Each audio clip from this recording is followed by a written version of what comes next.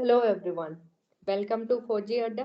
PYQ series में आज हम लोग देखेंगे 2018 के जो आपके सीएपीएफ असिस्टेंट कमांडेंट का पॉलिटी का जो सेक्शन है उसमें ऑलमोस्ट आए आपके अराउंड 20 to 21 क्वेश्चन। उनका सोर्सेज हम लोग देखेंगे कि सोर्स इनका क्या रहा। ठीक है, चलो moving to the first slide. Ashok Mehta committee के बारे में पूछा गया है। It was constituted to make recommendation in which of the following issue. इसमें बेसिकली आप लोगों से पूछा गया है कि ये किसके ऊपर, कौन से इशू के ऊपर आपका ये बनाया गया था कि भाई रिकमेंडेशन दें अपनी। तो ये था आपका पंचायती राज सिस्टम का। इसका जो रेफरेंस है दैट इज पेज नंबर 38.4 पर आपको देखने को मिलेगा। पॉलिटी की बुक जब आप देखेंगे तो उसमें ये स्टेटमेंट आपको मिलेगा। अशोक मेहता कमेटी और different different LM. Singhvi committee का मिलेगा आपको पंचायती राज इंस्टीट्यूशन वाले चैप्टर में। ठीक है, इन 1997 जो गवर्नमेंट ने अपॉइंट किया कमेटी को पंचायती राज इंस्टीट्यूशन के लिए under the chairmanship of Ashok Mehta. ठीक है, तो B will be the correct option. Moving to the next slide, which of the following statements about the Constitution of India are correct? Correct कौन सा है? Objective resolution was moved by Sardar Vallabh भाई पटेल। बिल्कुल ही wrong statement है। आप लोगों को recall हो पा रहा होगा, हिस्ट्री में भी हमने पढ़ा है। ठीक है, ऐसा नहीं है सिर्फ पॉलिटी में है, ये हिस्ट्री में भी ये सेम क्वेश्चन पढ़ लिया आप लोगों ने। नेहरू ने मूव किया था। ठीक है, चलो first statement is the incorrect one. Next है doctor B R Ambedkar served as chairman of drafting committee. बिल्कुल ठीक बात है, हर जगह हम लोगों ने पढ़ा है। हिस्ट्री से भी ये क्वेश्चन पूरा सोल्व हो जाता है। Themes in Indian history part 3 से भी, हिस्ट्री कैटेगरी में भी रख सकते हैं इसको। ठीक है, कॉन्स्टिट्यूशन मेकिंग जो आपका उसमें चैप्टर आता है फ्रेमिंग ऑफ कॉन्स्टिट्यूशन, उसमें से भी ये दोनों सोल्व हो जाते हैं, लक्ष्मीकांत से भी। ठीक है, तो option 2 will be the correct one. Chapter 2 है एम लक्ष्मीकांत का, मेकिंग ऑफ कॉन्स्टिट्यूशन।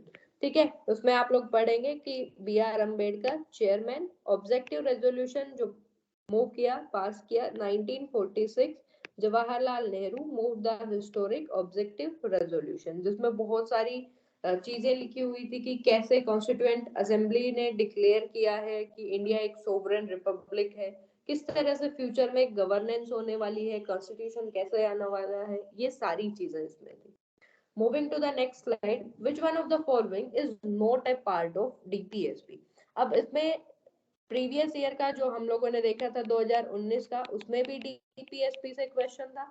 2018 का आज है, इसमें भी आपका डीपीएसपी से क्वेश्चन है। यूनिफॉर्म सिविल कोड 2019 में भी पूछा गया था आर्टिकल 44 के बारे में। सेपरेशन ऑफ जुडिशियरी आर्टिकल 50, ये भी आपका 2019 में एज इट इज दोनों स्टेटमेंट थी आपकी। ठीक है, नेक्स्ट जो स्टेटमेंट जो तीसरी बदल दी, जो अब की बात अलग थी, that is duty of state to raise the level of nutrition and standard of living. बिल्कुल सही बात है, ये भी आपकी एक डीपीएसपी है। लेकिन जो फोर्थ ऑप्शन है, promotion of scientific temper, humanity and spirit of inquiry and reform, चीज तो इसमें कोई गलत नहीं है, चीज तो बिल्कुल ठीक है ये, लेकिन ये आपका डीपीएसपी नहीं है। That is your fundamental duties. Article 51 ए में 11 जो फंडामेंटल ड्यूटीज आती हैं उनमें से एक है आपकी। यहाँ देखेंगे आप फंडामेंटल ड्यूटीज की लिस्ट है, इसमें आपको मिलेगा to develop scientific temper, humanism and the spirit of inquiry and reform. ठीक है, moving to the next slide, who among the following is not associated, again not पूछा है आपसे, एनसर्कल कर लिया करो। ठीक है, associated to the governing council of NITI Aayog. अब नीति आयोग के चेयरमैन के बारे में और मेंबर के बारे में जब आप लोग देखेंगे लक्ष्मीकांत में 54.4 आपका पेज नंबर है। Correct option will be the president, because जो प्राइम मिनिस्टर है वो भी होते हैं, जो स्टेट्स के चीफ मिनिस्टर हैं और यूटी के हैं वो भी आपके इसमें आते हैं।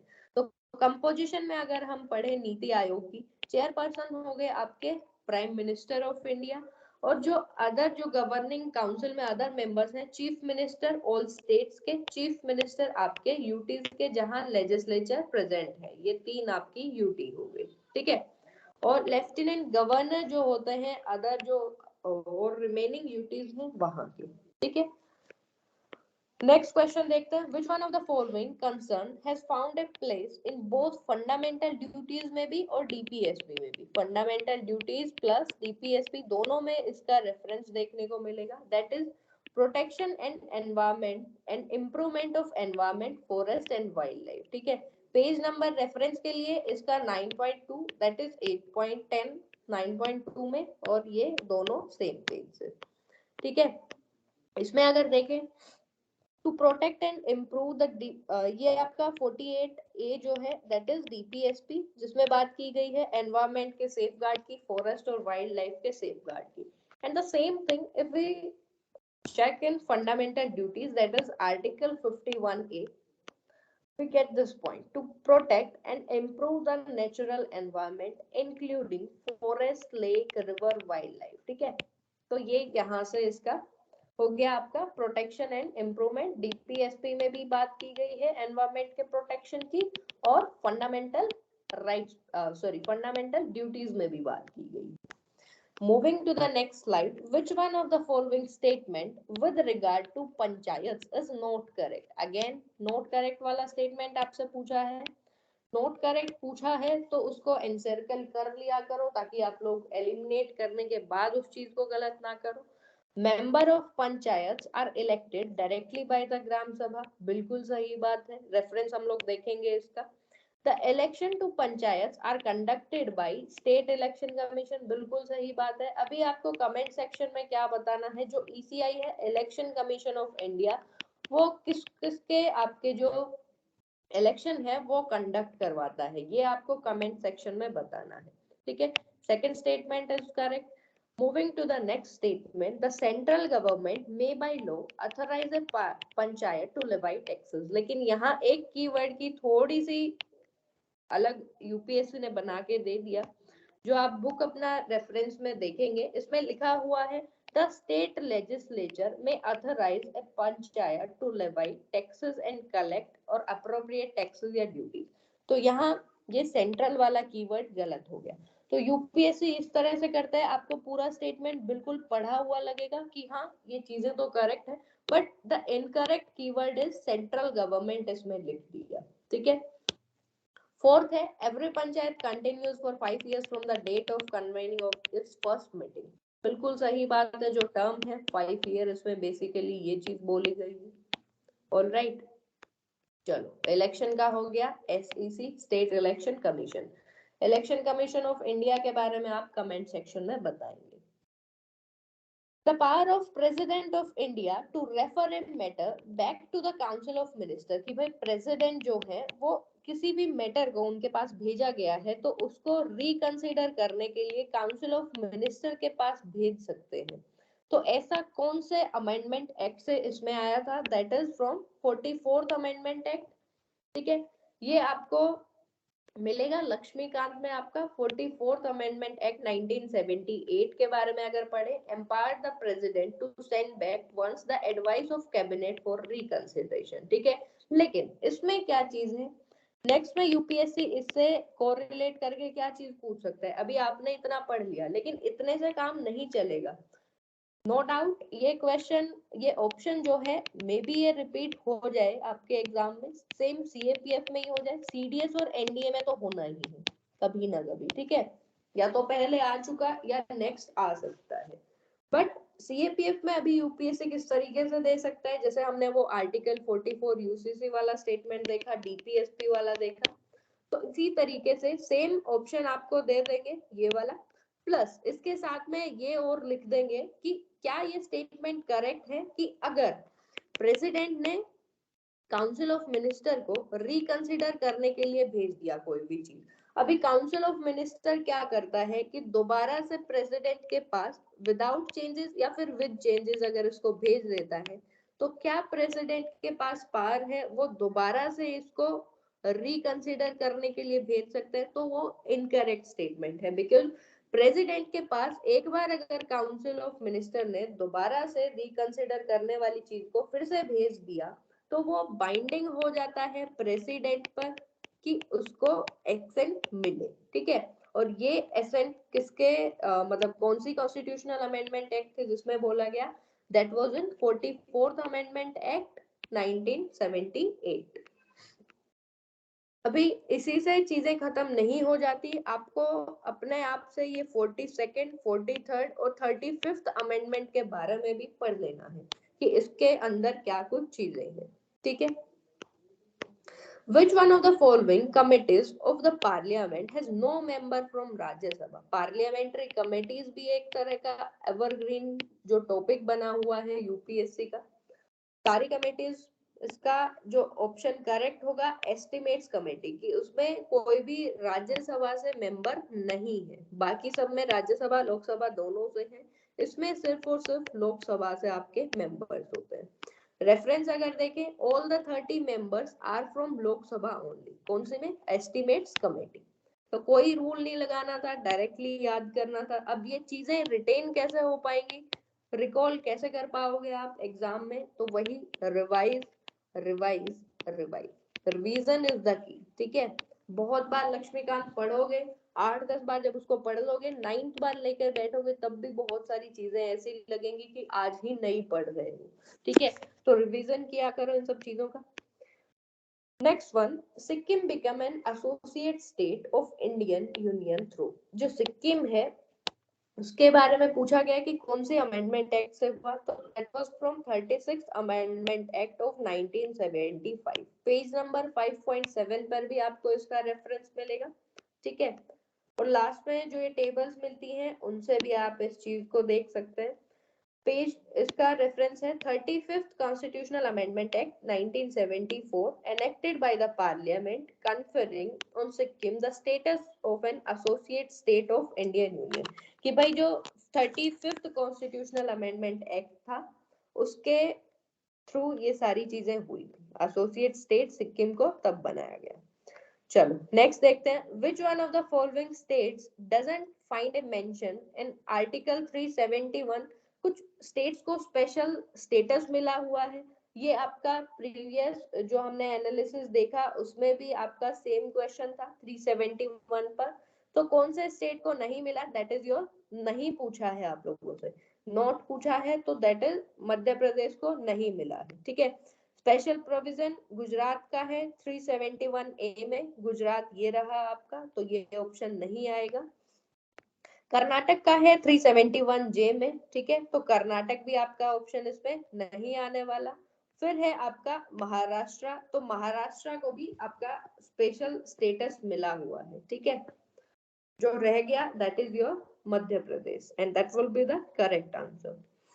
Next one, which one of the following constitutional amendment enormously strengthened the power of speaker, या फिर जो चेयरमैन है राज्यसभा के उनकी पावर को बढ़ा दिया, ठीक है, स्टेट लेजिस्लेचर के भी और पार्लियामेंट के भी, तो वो किस चीज से हुआ है, एंटी डिफेक्शन प्रोविजन जो 52nd अमेंडमेंट एक्ट से आए, ठीक है। ये पार्लियामेंट वाले चैप्टर में आपको डायरेक्टली इसका रेफरेंस मिलेगा, बाकी इनका 3.5 पेज नंबर में आपको देखने मिल सकता है कि 61st जो अमेंडमेंट एक्ट था उससे क्या हुआ था, वोटिंग एज लोअर की थी, 21 से 18 कर दी गई थी, ठीक है। तो इसमें इस प्रोविजन में जो पावर जो इनकी बढ़ी है, जो स्पीकर जो चेयरमैन होता है बेसिकली किसी भी हाउस का, वो इसलिए कि ये डिसाइड कर सकते हैं मैटर को कि ये चीज एंटी डिफेक्शन के अंदर आती है या नहीं, जो इनका डिसीजन होगा वो फाइनल होगा, ठीक है। तो ये 61 जो अमेंडमेंट एक्ट है उससे रिलेटेड है। फिर उसके बाद डिस्क्वालिफिकेशन जो 10 शेड्यूल में आता है कि कैसे जो ये चेयरमैन है इनका पावर बढ़ा है, तो वो चीजें कि क्वेश्चन ऑफ डिस्क्वालिफिकेशन अगर उठता है तो जो चेयरमैन होता है राज्यसभा का और स्पीकर लोकसभा का, ठीक है, उनका डिसीजन जो होगा वो फाइनल होगा, लेकिन सुप्रीम कोर्ट के अंडर ये जुडिशियल रिव्यू में आ सकता है। 2019 वाला जो हमने एनालिसिस पढ़ा, ये सारा कि होतो वाला जो केस हमने पढ़ा था उसमें ये चीजें हम लोग पढ़ चुके। Which one of the following commission has not examined the issue of removal of governor? Not examined पूछा गया है डायरेक्टली, इसका भी आपका सोर्स, ये तीनों का सोर्स सरकारिया कमीशन, वेंकटचलिया कमीशन और पुंची कमीशन ने रिकमेंडेशन दी है कुछ ना कुछ गवर्नर के बारे में ये आपके पेज नंबर है रेफरेंस के लिए, ठीक है। स्लाइड में हम देखते हैं, फोटो भी है इसमें। तो ये आपका ठक्कर कमीशन की जो रिपोर्ट है, governor should be given a fix tenure, इन्होंने 5 साल के फिक्स टेन्योर की बात करी, ठीक है। पुंची कमीशन ने बोला कि गवर्नर की टर्म इतनी होनी चाहिए, लेकिन जो ठक्कर कमीशन है उनकी रिपोर्ट आई थी इंदिरा गांधी जी जो थी उनके असैसिनेशन पर, ठीक है। तो ये वाला ऑप्शन इसमें करेक्ट होगा। Moving to the next slide, which one of the following is the correct combination? correct combination पूछा है, language included in 8th schedule। तो अब इससे किस तरीके से चीजें पता लगती हैं, मे बी नेक्स्ट में आपसे डायरेक्टली पूछ लिया जाए कि जो इंडियन लैंग्वेजेस हैं कौन से शेड्यूल में है, that is in 8th schedule. तो इसमें जो करेक्ट ऑप्शन होगा that will be B, Santhali, Urdu, Konkani and Maithili.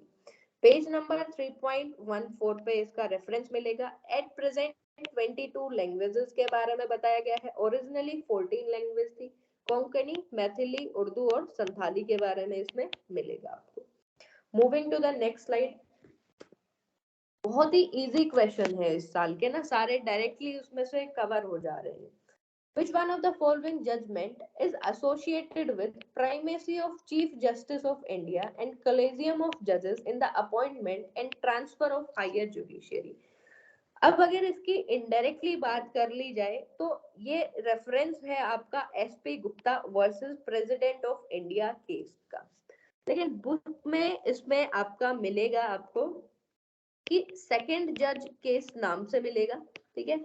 SP Gupta आपको डायरेक्टली रेफरेंस लक्ष्मीकांत में नहीं मिलेगा, लेकिन आप इसको एलिमिनेट कर सकते थे।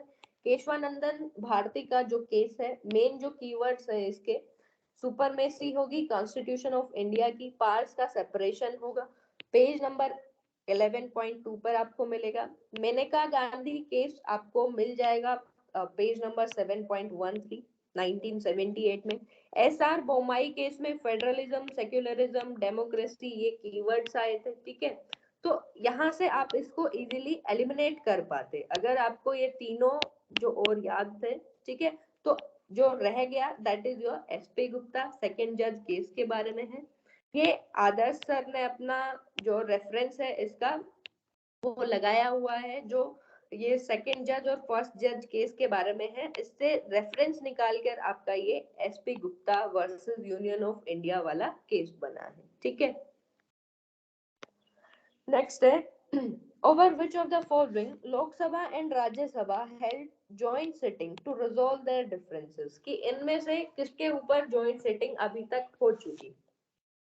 रेफरेंस अगर इसकी बात करें लक्ष्मीकांत 22.25 से, ठीक है। तो first, second and third will be the correct option. इसमें देखेंगे dowry prohibition bill, banking service commission repeal का बिल जो था, और प्रिवेंशन ऑफ टेररिज्म बिल, ठीक है। इन पर ये जो 3 बिल हैं इनके बारे में बात हुई है, ये आपका जो सोर्स है लक्ष्मीकांत का ही है, ठीक है। नेक्स्ट देखते हैं। नेक्स्ट में आपसे वो रीजन और असर्शन वाला क्वेश्चन था ये मेनली, बट इसमें पूरा स्लाइड नहीं लिया, लेकिन हम देख लेते हैं ट्रू और फॉल्स करके इस चीज को देख लेते हैं एक बार। तो फर्स्ट जो स्टेटमेंट है, in India majority of the members of Rajya Sabha are elected members of state legislature, सही बात है, ये फर्स्ट स्टेटमेंट जो है आपका करेक्ट है। नेक्स्ट है members of Rajya Sabha elected by the state legislative assemblies need to have their domicile in the concern state, कि भाई उसी स्टेट में होना उसका जरूरी है, लेकिन ये स्टेटमेंट बिल्कुल गलत है। रेफरेंस के लिए आप ये एक बार स्लाइड को पॉज करके, वीडियो को पॉज करके वहां देख सकते हैं, ठीक है। फर्स्ट का जो रेफरेंस है that is the representation of states in Rajya Sabha are elected by elected member of state legislative assembly, बिल्कुल सही बात है। ये जो इस पूरे पेज का जो क्रक्स है वो यहाँ ऊपर लिखा हुआ है, यही आपका सेकंड जो ऑप्शन में पूछा गया है, तो सेकंड इनकरेक्ट होगा, फर्स्ट वाला आपका करेक्ट होगा। Moving to the next slide, the provision of panchayat, PESA जो एक्ट है 1996 बेसिकली उसके बारे में बात हुई है, लेकिन इस क्वेश्चन में क्या है कि जो ये चारों ऑप्शन है कहीं ना कहीं करेक्ट है, दैट्स व्हाई ये आपको लक्ष्मीकांत में भी मिल जाएंगे। दैट्स व्हाई यूपीएससी के जो फाइनल ऑफिशियल आंसर की आई उसमें यूपीएससी ने इसको ड्रॉप कर दिया, ठीक है, इसको वैलिड नहीं माना गया। और पीसा जो एक्ट है उसके फीचर्स आपको पढ़ने हैं, ये सारे आपको पढ़ने हैं, बिकॉज हर बार ऐसा नहीं होगा कि यूपीएससी पीसा एक्ट को ड्रॉप करता रहेगा, ठीक है, इंपॉर्टेंट टॉपिक है आपका ये, तो सारे पॉइंट्स इसके पढ़ने हैं।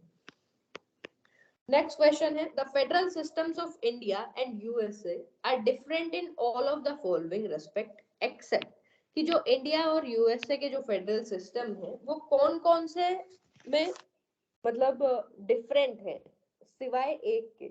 तो जो स्टेट रिप्रेजेंटेशन है अपर हाउस, ये भी डिफरेंट टाइप का है यूएस और इंडिया में, ठीक है, वहां क्या होता है 50 जो है उनकी सीनेट में सीट होती है, प्रॉपर फिक्स होती है, इंडिविजुअल वन की 2 सीट्स, ठीक है, लेकिन ऐसा नहीं है, इंडिया में प्रोपोर्शनल रिप्रेजेंटेशन चलता है। फिर ड्यूअल सिटीजनशिप है यूएस में, लेकिन इंडिया में ड्यूअल सिटीजनशिप नहीं है। ड्यूअल सिस्टम ऑफ कोर्ट्स है यूएस में, लेकिन इंडिया में क्या है, इंटीग्रेटेड सिस्टम ऑफ कोर्ट है, ठीक है। तो ये सारी चीजें डिफरेंट है, लेकिन जो एक चीज रहती है ड्यूअल गवर्नमेंट वाली वो चीज सेम है, और हमसे यही पूछा गया है कि कौन सा सेम है, बाकी सबको छोड़कर तो सेम है ड्यूअल गवर्नमेंट सिस्टम वाला। Moving to the next slide, ये भी आपका लक्ष्मीकांत से आपको डिफरेंट पेजेस पर इसका डायरेक्ट रेफरेंस मिल जाएगा, ठीक है, फर्स्ट सेकंड थर्ड सबका मिलेगा आपको। Which of the following statement about the Constitution of India is correct? Correct statement पूछा है, ये भी डायरेक्टली आपका लक्ष्मीकांत से है, सारे ये जो चीजें हैं आपको वहां मिल जाएंगी। It was framed between दिसंबर 1946 से दिसंबर 1949, बिल्कुल सही बात है, आप लोगों से करेक्ट पूछा है, फर्स्ट वाला ही करेक्ट हो जाता है। ये आपको हिस्ट्री में भी मिल जाएगा, themes in Indian history part 3, और लक्ष्मीकांत में भी आपको इसका रेफरेंस मिल जाएगा। सेकेंड जो ऑप्शन है उसमें गलत है कि पब्लिक मीटिंग्स नहीं हेल्ड करी गई थी उसके डिस्कशन के लिए, ठीक है, तो ये रॉन्ग है। फिर है शॉर्टेस्ट डॉक्यूमेंट, सबको पता है लेंथीएस्ट डॉक्यूमेंट है, बल्किएस्ट है, दैट्स व्हाई इसको एलिफेंट के साइज से भी कंपेयर किया है, तो ये भी रॉन्ग। फिर है it came fully into operation, अब फुली तो आया नहीं, आपको भी पता है 2 बार में इसको लाया गया था, ठीक है। और फर्स्ट जो था 26 नवंबर 1949 होगा, यहाँ ये भी चीज गलत हो गई, और रिमेनिंग जो था 26 जनवरी 1950 को हुआ था, तो ये स्टेटमेंट भी आपका इनकरेक्ट हो गया। Next, which one of the following is not a characteristic feature of Indian Independence Act of 1947? इसको आप लोग मॉडरेट कैटेगरी में रख सकते हैं, बिकॉज जो लास्ट की जो दोनों चीजें हैं वो आपको लक्ष्मीकांत में मिलेंगी। फर्स्ट वाला आपको लक्ष्मीकांत में या अदर रेफरेंस बुक में एग्जैक्ट वर्ड्स नहीं मिलेंगे, तो यहाँ आप कंफ्यूज हो सकते थे, ठीक है। ये आपको स्पेक्ट्रम में मिल जाएगा, कुछ जो इसका पॉइंट्स है जैसे बलूचिस्तान, बंगाल, ये वाला चीजें आपको स्पेक्ट्रम जो मॉडर्न इंडियन हिस्ट्री की बुक आती है वहां रेफरेंस मिलेगा। लेकिन इसमें नॉट करेक्ट पूछा है, तो नॉट करेक्ट होगा second option, the act sought to lay down a constitution by legislative will of the British Parliament। अब लेजिस्लेटिव विल जो ब्रिटिश पार्लियामेंट की है, ये कीवर्ड यहाँ गलत है, बिकॉज अगर इसका हम पढ़ें कि act propose to set up two दो जो इंडिपेंडेंट डोमिनियंस के लिए सेटअप करना था, ये सब चीजें उसके लिए प्रपोज हुआ, बिल्कुल सही बात। फिर है कॉन्स्टिट्यूशनल जो असेंबली है ईच डोमिनियन, उनके पास अनलिमिटेड पावर थी कि वो अपना जो कॉन्स्टिट्यूशन है उसको फ्रेम कर सके, ठीक है। तो 1947 के एक्ट के कुछ फीचर्स जो इसमें दिए हैं लक्ष्मीकांत के बुक में, वहां से आप इसको एलिमिनेट कर सकते थे। नेक्स्ट है, which of the following statement relating to the power of president of India to grant pardon is not correct? जो प्रेसिडेंट के पास पार्डनिंग पावर होती है उसमें से कौन सी चीज करेक्ट नहीं है? तो president has the power to grant pardon where punishment और sentence is by a court martial, बिल्कुल सही बात है, गवर्नर नहीं कर सकते डेथ सेंटेंस को, लेकिन प्रेसिडेंट जो है वो डेथ सेंटेंस को भी कर सकते हैं, ठीक है, ये हम लोगों ने पढ़ा है, correct. President can grant pardon in all cases where the sentence is sentence of death, अभी हम लोगों ने बात करी, ये भी करेक्ट है। The court's power of judicial review is very limited in relation to the decision of president on mercy petition कोई होती है, ये भी करेक्ट स्टेटमेंट है। सबका रेफरेंस आपको लक्ष्मीकांत की बुक में मिलेगा, ठीक है, लक्ष्मीकांत वाली बुक में। लेकिन जो फोर्थ स्टेटमेंट है, the power to grant pardon by president is the power that the sovereign never exercises against, अपने ही जुडिशियल डिसीजन के अगेंस्ट नहीं कर सकते। बट ये जो पार्डनिंग पावर होती है, इसका मेन मकसद भी यही होता है, जो मेन इसका एम होता है कि अगर जुडिशियल प्रोसेसिंग में कोई चीज ऐसी कुछ गलती होगी, उस चीज को सुधारने के लिए जो प्रेसिडेंट और गवर्नर होते हैं उनके पास पावर होती है कि उसको उस एक्ट को दोबारा से रिव्यू किया जाए। तो आर्टिकल 72 में आता है प्रेसिडेंट की पार्डनिंग पावर्स के बारे में, ठीक है, that is independent of judiciary. और कोर्ट मार्शल के भी सेंटेंस को ये पार्डन कर सकते हैं, उसको मतलब हटा सकते हैं, और डेथ सेंटेंस को भी, ठीक है। अभी इसके साथ आपका जो एनालिसिस है ये एंड होता है। अगर हम लोग देखें टोटल कितने क्वेश्चन आए, तो टोटल आए आपके 21 क्वेश्चन। यूपीएससी ने एक जो पीसा वाला था वो ड्रॉप कर दिया, उसको नहीं माना गया वैलिड।